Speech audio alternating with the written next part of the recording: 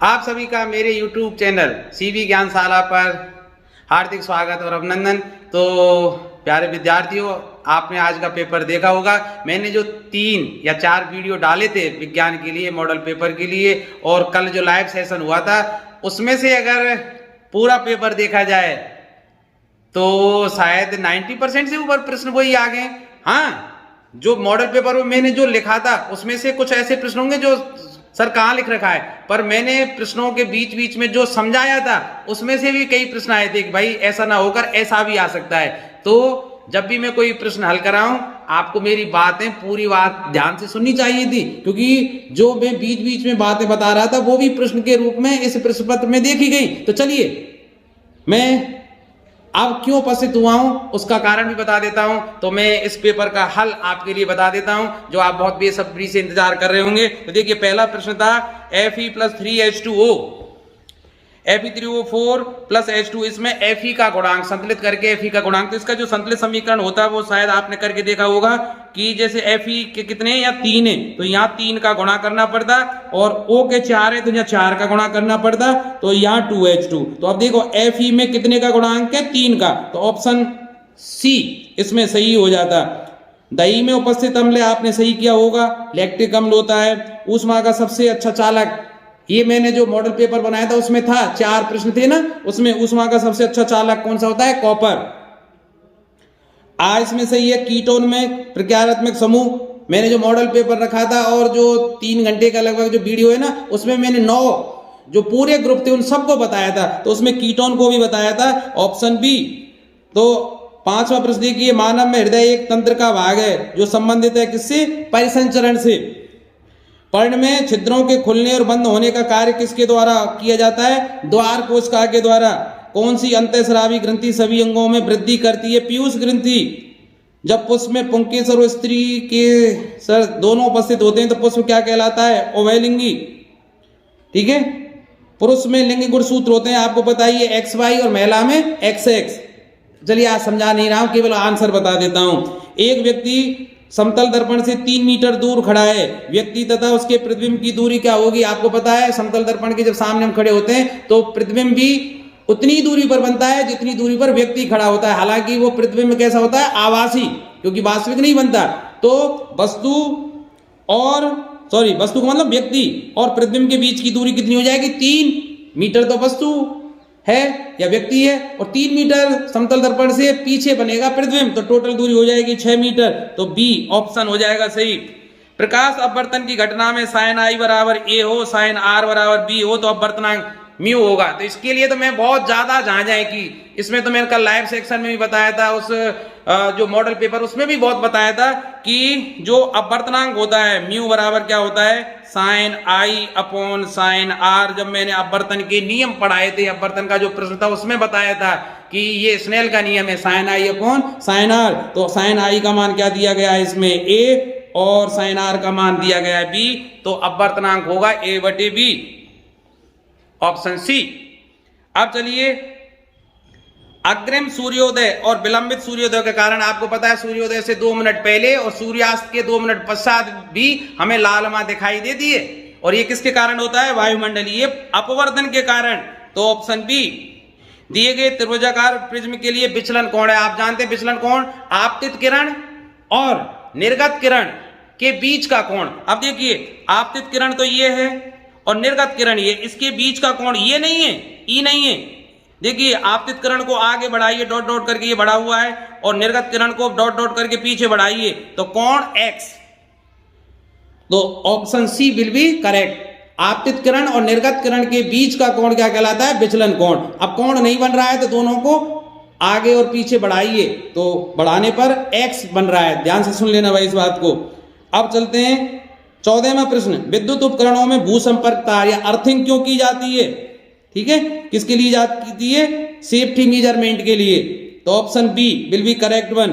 धारावाही चालक के लिए दक्षिण हस्त अंगुष्ठ नियम में अंगूठा दर्शाता है। मैंने नियम भी उसमें आपको बताया था मॉडल पेपर में कि यदि किसी धारावाही चालक को हम इस प्रकार पकड़े कि अंगूठा धारा की दिशा में हो, तो मुड़ी हुई उंगलियां चुंबकीय क्षेत्र की दिशा को व्यक्त करती हैं। तो अंगूठा की दिशा किसको व्यक्त करता है, धारा की दिशा। तो धारा की दिशा कहाँ है भाई, विद्युत धारा की दिशा option C will be correct one. रिक्त स्थानों की पूर्ति देखिए, लेड नाइट्रेट के ऊष्मीय वियोजन, मैंने बताया भी था वियोजन अपक्रिया में कि भाई PbNO3 का होल ट्वाइस, इसको अगर हम करेंगे गरम तो देखिए PbO बनेगा, 4NO2 बनेगा प्लस H क्या बनेगा, O2 बनेगा, ये बनेगा तो इसमें ठीक है। तो 2 यहाँ कर देंगे तो यहाँ क्या बनता है NO2, नाइट्रोजन डाइऑक्साइड या नाइट्रोजन ऑक्साइड, कुछ भी लिखे आते वो सही था। ये गैस है भाई, और नाइट्रोजन युक्त गैस का नाम कौन सी है, NO2। HCl के वियोजन से ऋणात्मक, देखो HCl का वियोजन करते हैं तो HCl क्या बनेगा, H plus plus Cl minus, ठीक है। तो ऋणायन कौन सा है, Cl माइनस। C3H8 में उपस्थित सहसंयोजक आबंधों की संख्या है, मैंने C2H4 का उदाहरण दिया था, C2H6 का, तो यहां C3H8 बनाइए, देखिए कैसे, 1 2 3। आप संयोजकता कार्बन की पूरी कीजिए, 1 2 3, 1 2 और ये 3। अब इनको गिन लीजिए, 1 2 3 4 5 6 7 8 9 10, टोटल कितने हैं, 10 हैं भाई सहसंयोजी आबंध। एक कृत्रिम वृक्क नाइट्रोजनी अपशिष्ट पदार्थों को हृदय से अपोहन द्वारा, अपोहन बोलते हैं डायलिसिस के द्वारा निकालने की एक युक्ति है भाई। दो तंत्रिका कोशिकाओं के मध्य खाली स्थान को सिनेप्स बोलते हैं। प्रतिबिंब की ऊंचाई और बिंब की ऊंचाई का अनुपात क्या कहलाता है, आवर्धन कहलाता है भाई। गोलीय दर्पण का क्या कहलाएगा, आवर्धन, मैग्निफिकेशन। दीर्घ दृष्टि दोष निवारण में, दीर्घ दृष्टि दोष में क्या होता है, दूर की वस्तु स्पष्ट दिखाई देती है, समीप की वस्तु स्पष्ट दिखाई नहीं देती, क्योंकि जो प्रतिबिंब है, मैंने नेत्र दोष तो ढंग से पढ़ाए थे आपको, क्योंकि प्रतिबिंब में वो रेटिना से बाहर जाके बनता है, तो ऐसा लेंस चाहिए जो किरणों को मोड़े, और मोड़ने का कार्य करता है उत्तल लेंस। तो यहां उत्तल लेंस आ जाएगा, ठीक है, निवारण के लिए। अब देखिए, चलो, पीतल में तांबे के साथ मिश्रित दूसरी धातु का नाम क्या है, तांबा प्लस जस्ता। तो जस्ता, केवल जस्ता लिखने पर आपको 1 नंबर मिल जाता है भाई, ठीक है। थोड़ा सा और आगे आता हूं, हाँ अब सही रहेगा भाई। अब देखिए, सल्फर, ब्रोमीन और आयोडीन में से चयनित करके द्रव अधातु का नाम लिखिए, और द्रव अधातु का जो नाम है ब्रोमीन है भाई। सल्फर ठोस है, आयोडीन ठोस है, तो इसमें केवल ब्रोमीन आपको नाम लिख के आना था, बाकी की दोनों ठोस हैं। C3 और ट्रिपल बॉन्ड है, तो इसका मतलब क्या है, ये क्या है, ट्रिपल बॉन्ड है तो आयन जुड़ेगा, तो कार्बन के कितने हैं, 1 2 3, तो प्रोपायन, इसका नाम क्या हो जाएगा, प्रोपायन। चौथा, रेजिन तथा गोंद पाइप पादप के कौन से भाग में संचित होते हैं, पुराना जाइलम।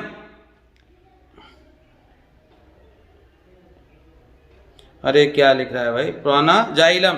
अब देखिए, मस्तिष्क का कौन सा भाग, रक्तदाब, लार आना, ये सब क्या है, अनैच्छिक क्रिया, मेडुला।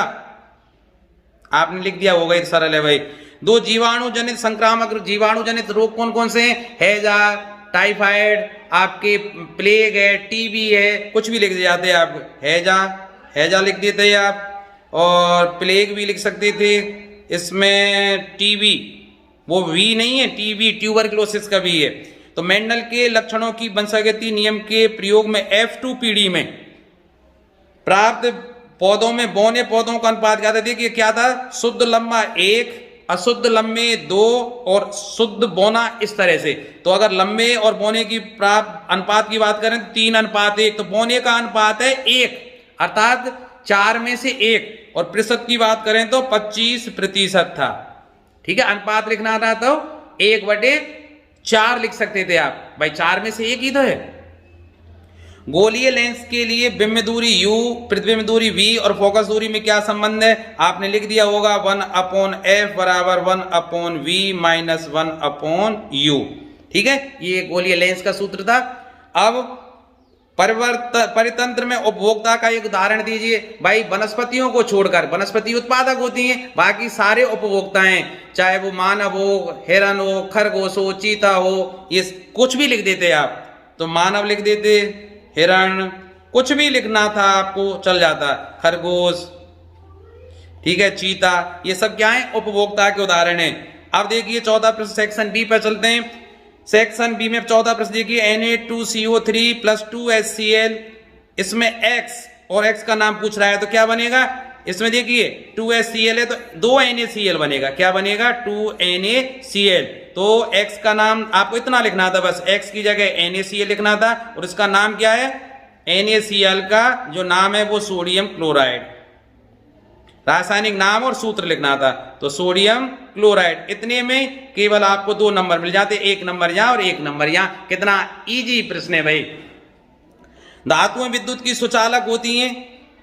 कथन के प्रयोगशाला परीक्षण के लिए कोई उपकरण, अरे कोई भी बना देते आप इस तरह से, एक बैटरी लेते, इसमें ये बैटरी बी हो गई, इसमें कोई धातु ले लेते, ये कोई धातु है भाई, धातु का तार है, यहां एक बल्ब लगा देते, ठीक है भाई, और यहां एक कुंजी लगा देते, तो जैसे ही हम कुंजी को दबाएंगे ये बल्ब जलने लग जाता। इससे सिद्ध क्या हो जाता, ये जो धातु है, ये धातु जोड़ी है, ये धातु है भाई, धातु में विद्युत की कुचालक है। अगर धातु के स्थान पर कोई कुचालक प्लास्टिक जैसी लगी होती तो ये बल्ब नहीं जलता। कोई भी उपकरण आप बना सकते थे भाई। जल की उपस्थिति में जल मैले कपड़े पर साबुन लगाने पर कपड़ा साफ क्यों हो जाता है, ये तो आपने लिख दिया होगा कि भाई जो साबुन है वो क्या है, सोडियम के उच्च सल्फ है ना, लवण होते हैं ना, मतलब C12H25 COONA। अब इनमें जल की भाई साबुन एवं अपमार्जक दोनों की प्रक्रिया एक जैसी है। इनमें जलरागी और जल विरागी दोनों समूह की उपस्थिति होती है, मतलब कुछ तो जल से आकर्षित होते हैं, कुछ जल से प्रतिकर्षित होते हैं। इसी तरह इसी सिद्धांत पर वे आधारित मदद से तेलीय जो मैल होता है उसको बाहर निकालते हैं। तो आप इसको किताब से ढंग से आपने पढ़ के नहीं लिख दिया होगा। खैर अब चलते हैं हम अगले प्रश्न पर। एथीन अणु की इलेक्ट्रॉनिक संरचना को चित्रित कीजिए। तो देखिए एथीन अणु में डबल ई है, रख रहने दे बेटी, चाय के लिए आ गई थी, छोड़ो फिर। तो देखिए इसमें एथीन के लिए देखिए कार्बन के 2 बनाने, तो देखिए कार्बन के 2, तो मैंने इस तरह से बना दिया कार्बन के 2। अब कार्बन पे कितने होते हैं इलेक्ट्रॉन, 4। अष्टक पूरा करने के लिए 4 चाहिए इसको, तो देखिए 2 इसके यहां बना दें और 2 इसके यहां बना दें, ये 2 इलेक्ट्रॉन इस वाले के, 2 इसके। अब इनको 2 और चाहिए, ठीक है। तो देखिए एक H, एक यहां और एक यहां, और एक यहां बना देता हूं और एक यहां बना देता हूं। अब H का एक H यहां रहेगा और एक H यहां रहेगा। H के जो इलेक्ट्रॉनों को मैं डॉट से व्यक्त कर रहा हूं, एक H यहां रहेगा और एक H यहां रहेगा। तो देखिए अष्टक पूरा कीजिए। अष्टक पूरा कैसे करेंगे भाई, H के पूरे करने के लिए अष्टक हो गया ना भाई। देखिए एक भाई, देखिए 4 इसके, 4 इसके और 4 इससे आगे हाइड्रोजन से, अष्टक पूरा हो गया। अब हाइड्रोजन के लिए 2 चाहिए अष्टक पूरा करने के लिए, अष्टक नहीं पर उसका कोष पूरा हो जाता है 2 इलेक्ट्रॉनों के द्वारा। तो देखिए 2 इलेक्ट्रॉन यहां से ये हो जाएंगे और एक कार्बन वाला ये ले लेगा और एक कार्बन वाला ये ले लेगा और एक कार्बन वाला ये हाइड्रोजन ले लेगा। तो इस तरह से इसका अष्टक पूरा हो जाएगा। आपने आशा है ऐसे ही इसको बनाया होगा। अब गर्भ निरोधन की 2 विधियां हैं भाई, ये आपने आसानी से कर दिए कॉपर्टी का प्रयोग करके या हाँ। अब देखिए गर्भ निरोधन की 2 विधियों को समझाइए। तो गर्भ निरोधन के लिए आप जानते हैं महिलाओं में कॉपर्टी का प्रयोग किया जा सकता है, जो गर्भाशय के अंदर स्थापित होता है, या जब पुरुष और महिलाएं दोनों के लिए गर्भ निरोधक गोलियां आ गई हैं, है ना। पहले तो पुरुषों की मत लिखिए, आप ऐसे लिख सकते महिलाएं गर्भ निरोधक गोलियों का प्रयोग कर सकती हैं। दूसरा पुरुष कंडोम का या निरोध का प्रयोग कर सकते हैं, ठीक है। तो ऐसी कुछ विधियां, या ऐसे भी लिख सकते हैं गर्भ निरोध के लिए कि पुरुष का बंध्याकरण करें, मतलब पुरुष की नसबंदी करा दें या महिला की नसबंदी करा दें, है ना, बंध्याकरण जिसको बोलते हैं। तो इन विधियों को आपने लिख दिया होगा। शुद्ध लंबे और शुद्ध बौने पौधों में F2 पीढ़ी तक के लक्षणों की वंशगति का आरोप आपने, तो इसके लिए क्या है, जैसे ये है टी टी, और इसके लिए स्मॉल टी और टी। ये शुद्ध लंबा है,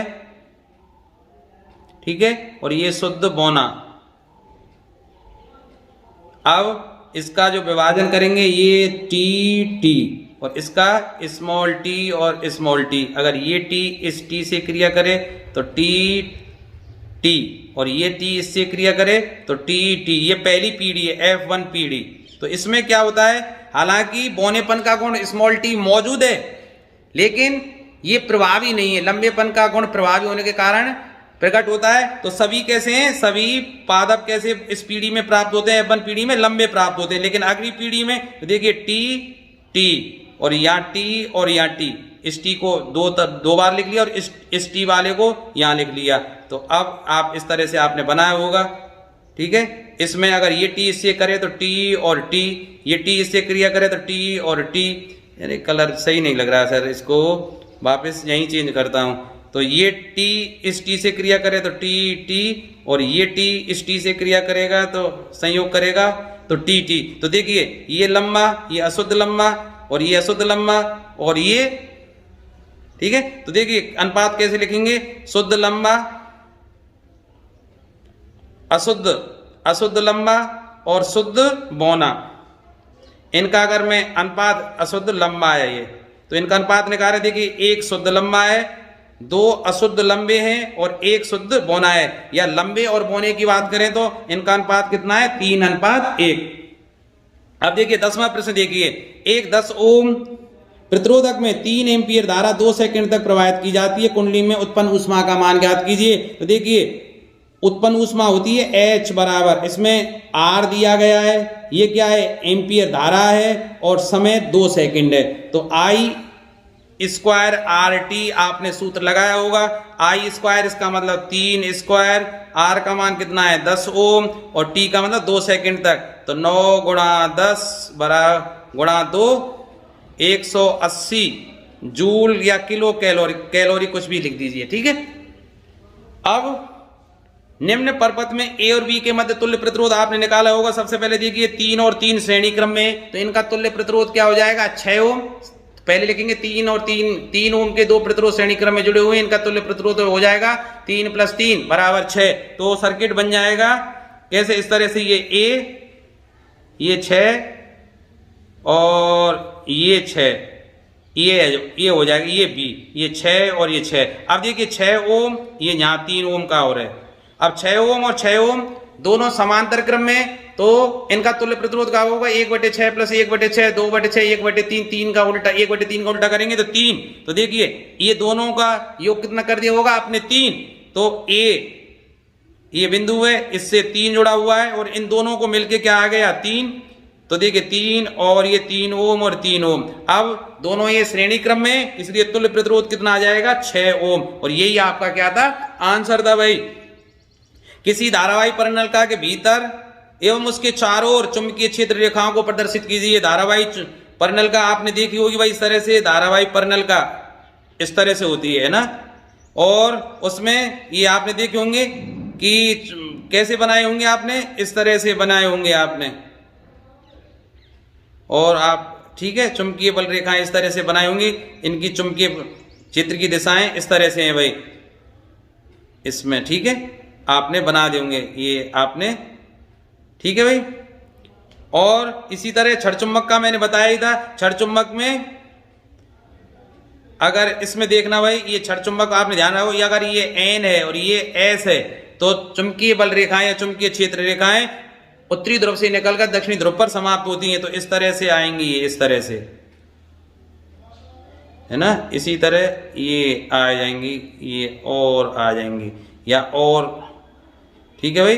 तो ये उत्तरी ध्रुव से दक्षिणी ध्रुव की तरफ निशान लगेगा इसमें, इस तरह से भाई दिशा दिखाएंगे।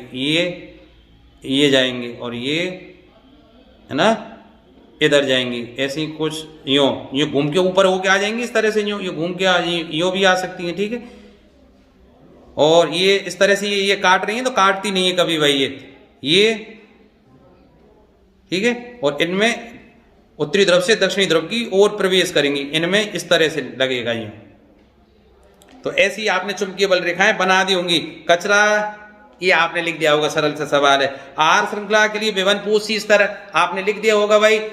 विश्व की समस्त ऊर्जा का आधार सूर्य है। सूर्य की प्राप्त ऊर्जा को हरे पेड़ पौधे उस ऊर्जा के रूप में ग्रहण करते हैं, जिन्हें हम क्या बोलते हैं, उत्पादक बोलते हैं, और ये पोषण का प्रथम स्तर है। अब हरे पादपों को खाकर जो अपने भोजन संबंधी आवश्यकताओं की पूर्ति करते हैं वो प्राथमिक उपभोक्ता कहलाते हैं। वो पोषण का क्या है, द्वितीय ऊर्जा स्तर है। इसी तरह प्राथमिक उपभोक्ताओं को भोजन के रूप में द्वितीय उपभोक्ता ग्रहण करते हैं और भोजन संबंधी आवश्यकताओं की पूर्ति करते हैं, और ये ऊर्जा का द्वितीय पोषण स्तर है। इस तरह से आपने लिखा होगा और चित्र भी आपने बनाया होगा इस तरह से भाई, त्रिभुज का सा, ठीक है। इसमें 1, 2 और 3 और 4 हिस्से किए होंगे। यहां उत्पादक लिखे होंगे, हरे पादप या वनस्पति, ये ऊर्जा का प्रथम स्तर है, पोषण का प्रथम स्तर है, पोषण का प्रथम स्तर। इसमें प्राथमिक उपभोक्ता लिखे होंगे आपने, प्राथमिक उपभोक्ता जो ऊर्जा का या पोषण का द्वितीय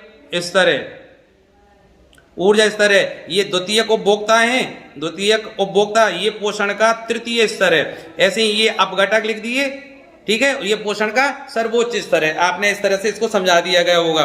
प्लास्टर ऑफ पेरिस का रासायनिक सूत्र लिखिए। प्लास्टर ऑफ पेरिस क्या है भाई, कैल्शियम सल्फेट का अर्ध हाइड्रेट होता है, और इसका सूत्र क्या है, CaSO4.5H2O। ये आपने लिख दिया होगा, लिख दिया भाई, प्लास्टर ऑफ पेरिस का सूत्र लिख दिया। जल मिलाने पर ये कठोर क्यों हो जाता है, जल मिलाने पर देखिए, कैल्शियम सल्फेट के अर्ध हाइड्रेट अर्थात प्लास्टर ऑफ पेरिस में जल अगर मिला दिया जाए, 3/2H2O मिला दिया जाए, तो ये बन जाएगा CaSO4.2H2O, अर्थात ये जिप्सम बन जाता है, जो कठोर है ना। किसी टूटे हुए हड्डी को जोड़ने के लिए जब प्लास्टर करते हैं ना, प्लास्टर ऑफ पेरिस का, तो वो सूखकर जिप्सम में बदल जाता है, ठीक है, जिससे वो कठोर हो जाता है। ये आपने लिख दिया होगा। बेकिंग सोडा का रासायनिक नाम क्या है, सूत्र तो है NaHCO3, जिसे सोडियम हाइड्रोजन कार्बोनेट बोलते हैं, सोडियम हाइड्रोजन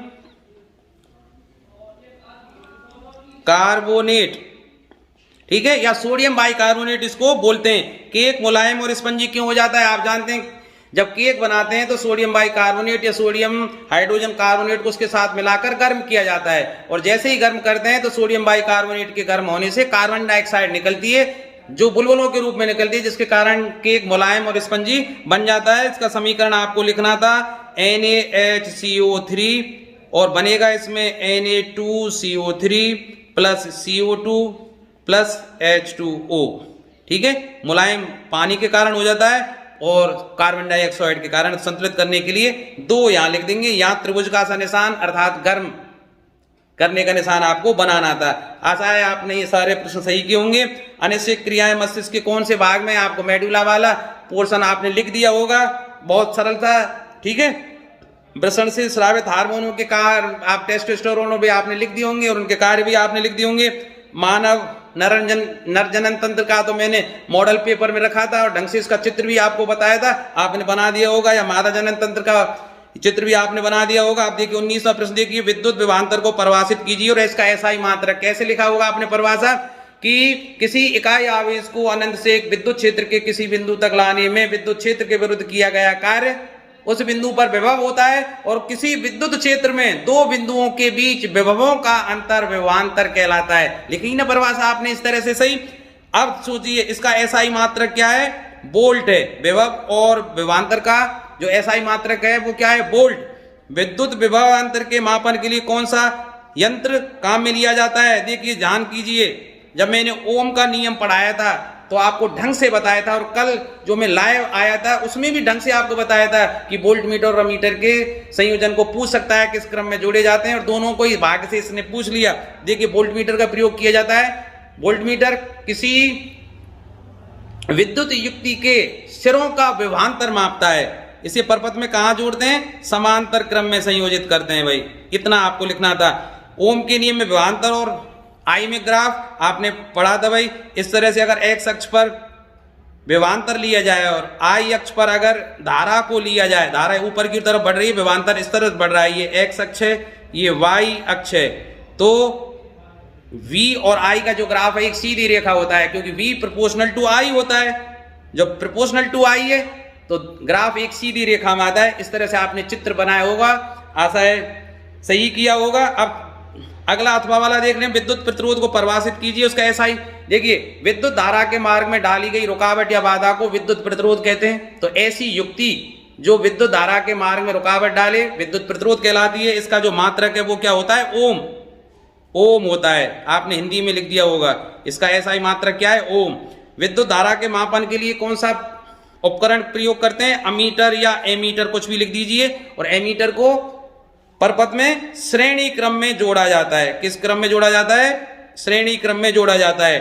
ओम के नियम के प्रायोगिक अध्ययन के लिए नामांकित चित्र बहुत सरल है, मैंने ढंग से बताया भी था आपको कि भाई ये धन है बैटरी का और ये ऋण सिरा है, ये धारा नियंत्रक है भाई RH, ये बैटरी B है। यहाँ एक अमीटर बनाया, ये प्लस और ये माइनस। यहाँ कोई विद्युत युक्ति है R प्रतिरोध वाली, इसके सिरों का विभवांतर मापने के लिए वोल्ट मीटर लगाया जाता है। और ये धारा नियंत्रक है भाई, और ये कुंजी आपने इस तरह से जोड़कर बना दिया होगा चित्र। धारा की दिशा इस तरह से आपने दिखाई होगी।